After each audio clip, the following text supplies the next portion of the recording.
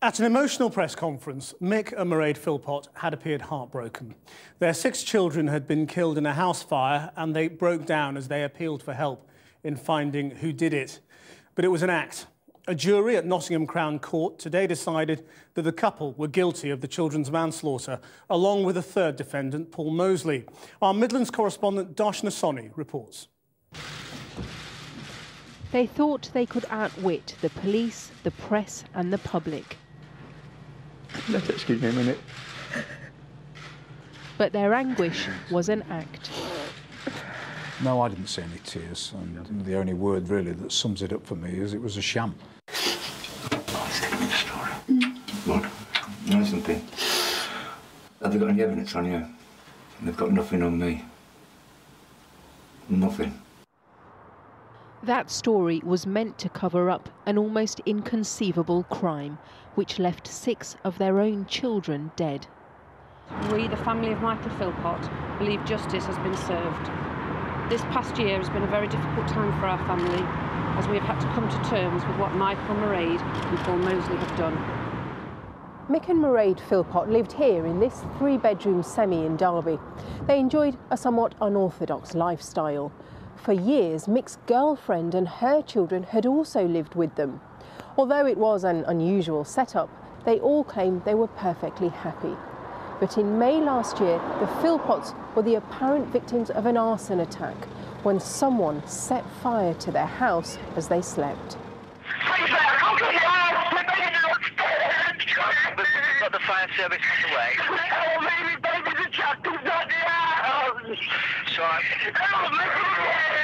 We've got people on the way. These newly released pictures show the appalling aftermath of what one firefighter described as the most harrowing incident he had ever had to deal with.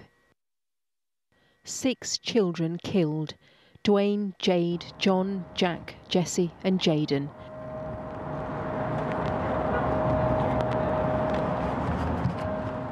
Cheerful children, mischievous children, but the boys liked their football. She was the only girl, of course, Jade of the 6. Very popular girl, quite a bright girl. Father Alan Burbridge is chair of governors at the children's school and knew them well. He says initially there was a huge amount of sympathy for the grieving parents. Fundraising started very, very quickly. We had a meeting to see what ways we could get involved. And how you could help the family. And how, yes. People wanted to do something. And so, in a surge of support, £12,000 was raised for the family. But then rumours began to circulate on this estate. The fire had started just hours before Mick Philpott had been due in court for a custody hearing over some of his children. Was this really a coincidence? Attention started to focus on his chaotic lifestyle.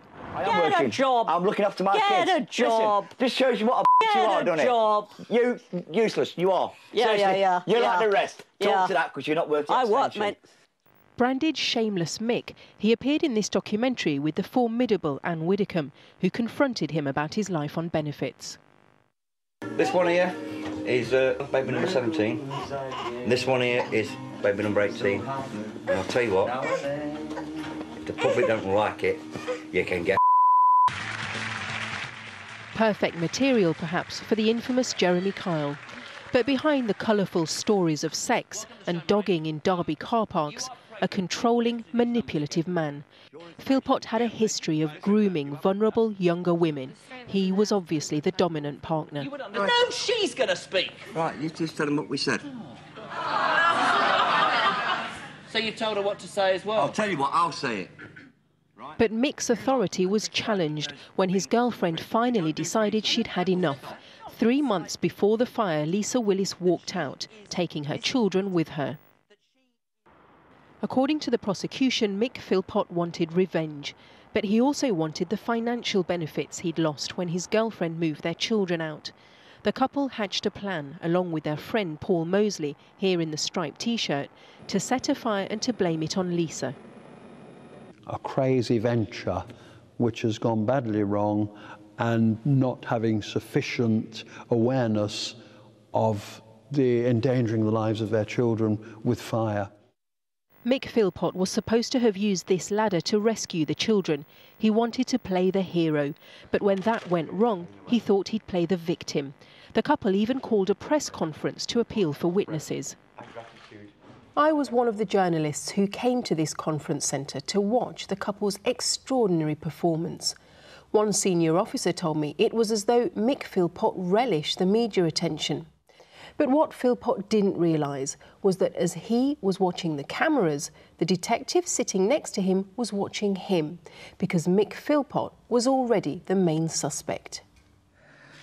Suspicions in this case grew, I think, from a very early stage. Mick Philpott, before the press conference, was very jovial, more or less bounced into the room, seemed to be very excited at the prospect of going out to face the media.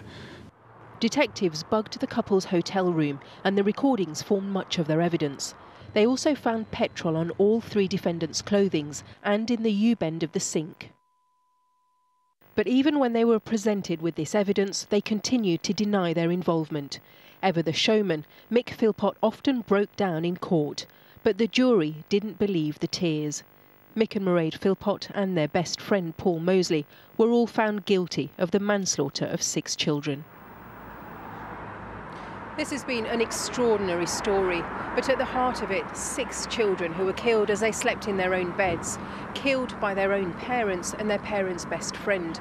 No wonder then that during the trial, the judge had to remind the jurors that this was real life and not some TV show.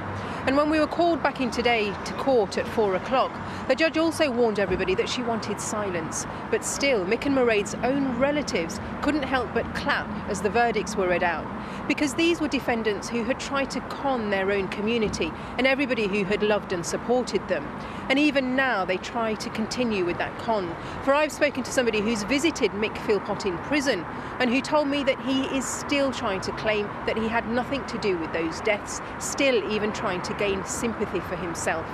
Now, although he was still very obviously the dominant player, detectives say we will probably never know who poured the petrol and who lit the match, in what so many people who worked on this case have described as the worst they have ever dealt with. All 3 defendants were found guilty and all 3 will be sentenced tomorrow.